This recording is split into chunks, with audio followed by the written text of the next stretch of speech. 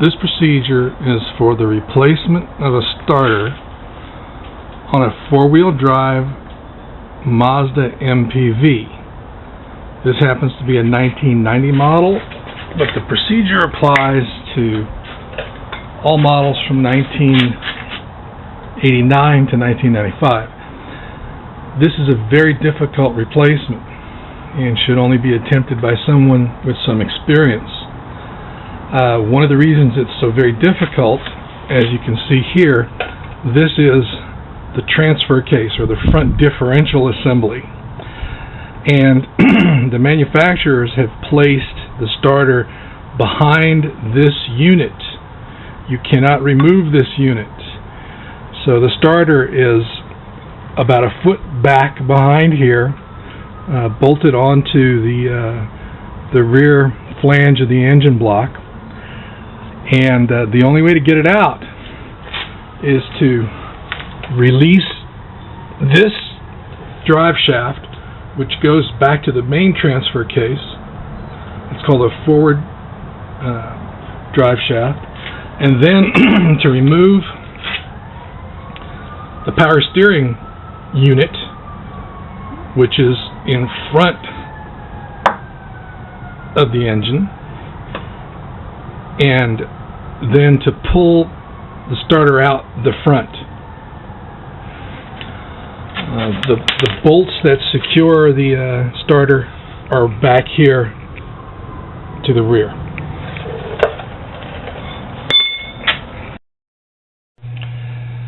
This is the front drive shaft assembly, and it's removed by removing these four nuts, which are splined into the flange assembly up here. When we take that away, then we'll be able to see the starter, which is a little forward of this, and we'll be able to remove the bolts that secure the starter. Now, after removing the drive shaft, we can see all three, 1, 2, and 3 of the bolts that release the starter from the engine. The drive shaft, after you remove it, swing it aside like this. Don't worry about pulling it out of the back transfer case. So if we take a look here at the front of the engine, see the bottom of the radiator, see the torsion bar, main torsion bar here. This is the flywheel. So the flywheel, the main pulley, the pulley for the power steering pump is here. The tensioner pulley for the power steering pump. So this tensioner pulley has to be released. The main pulley has to come off the front of the power steering pump, and we release all the bolts that hold it in place, all the brackets, all the lines. Then we'll go back to the rear of the engine, release the bolts that hold the starter on, and pull it out the front of the engine through this the hole that we make by removing the power steering pump. Now this is an intermediate step, and I show you this to familiarize yourselves with the parts. This is the input shaft for the power steering pump, and please notice we had to remove the alternator, which fits above this, so that we could remove this bolt here that holds the power steering pump bracket onto the engine block. There's more bolts back here, but you cannot do this job without removing the alternator. Alternator first, and the power steering pump. For purposes of clarity, I'll show you the power steering pump after it's been taken out of the vehicle, so you can see what parts you have to be concerned about. This is the dipstick. that we're all familiar with, filler tube.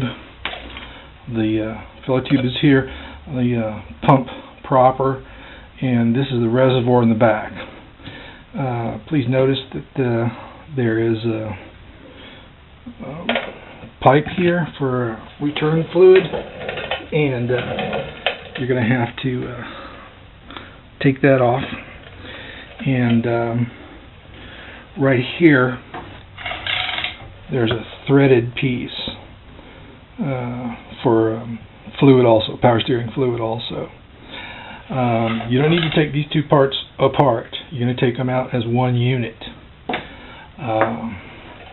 This is the nut that holds on the pulley at the front of the power steering pump, and this is the bracket.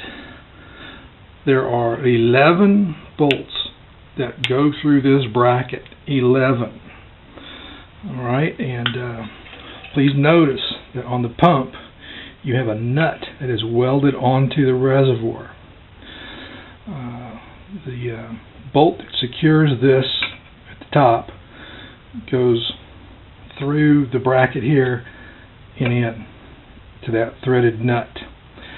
The bracket has three large bolts on the side that secure it to the side of the engine, and those bolts come in from this direction. 1, 2, 3 big ones, and let me put this on. There's 3 bolts that go to the front that secure the.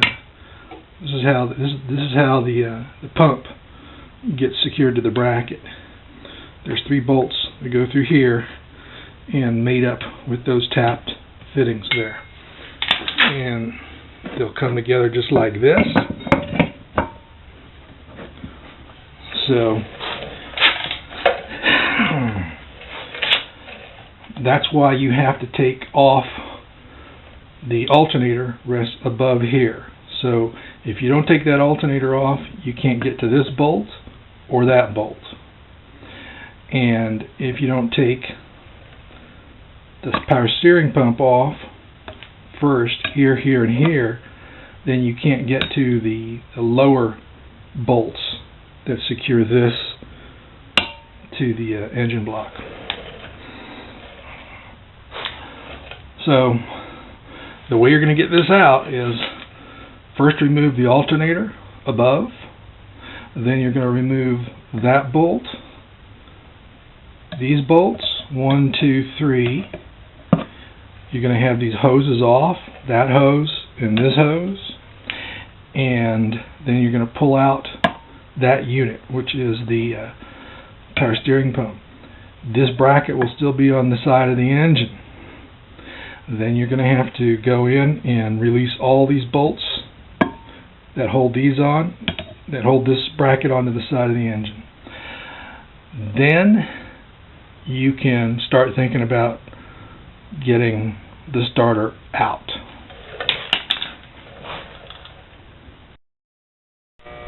Now that everything is out of the way, you can see the power steering pump is moved, the alternator is gone. We have a very nice small tunnel here going all the way to the back where we can finally pass the new starter in and bolt it up. Now we're at the point where the starter hasn't been bolted in yet. It's just resting there, but the red wire has been attached via a clip at the top, and the main contact, main positive bolt has been secured. This has to be done prior to bolting the starter up to the engine bell housing. So there's only 2 points of electrical contact here, and they've both been installed.